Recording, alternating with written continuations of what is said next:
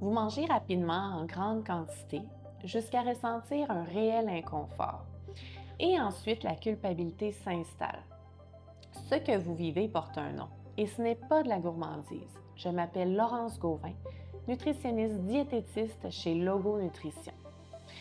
Aujourd'hui, nous parlons d'hyperphagie, l'un des troubles alimentaires les plus répandus et pourtant l'un des moins connus. L'hyperphagie, c'est consommer une grande quantité de nourriture sur une courte période, avec la sensation de perdre complètement le contrôle, suivi d'un profond sentiment de culpabilité.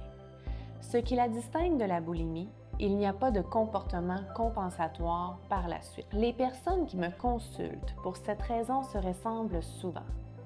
Un historique de régime, un poids qui fluctue depuis des années, des rages de sucre qui surviennent sans prévenir. Elles ont tout essayé pour se contrôler, mais sans succès. Et bien souvent, elles ont déjà suivi un plan alimentaire très strict.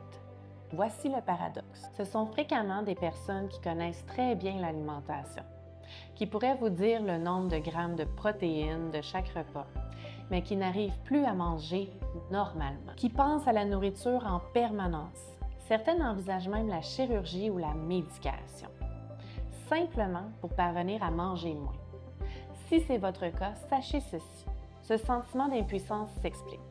L'hyperphagie est multifactorielle. Il y a d'abord la restriction dans l'assiette.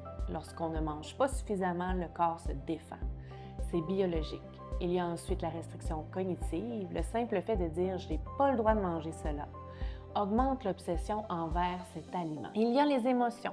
On mange pour apaiser un inconfort, pour amplifier un moment agréable ou pour combler un besoin de variété, de réconfort ou de sécurité. Tout cela crée un cercle vicieux. On se restreint, on perd le contrôle, on se sent coupable, on mange davantage et l'on retourne à la restriction. Si vous avez une seule chose à retenir de cette vidéo, c'est la restriction qui entraîne la perte de contrôle.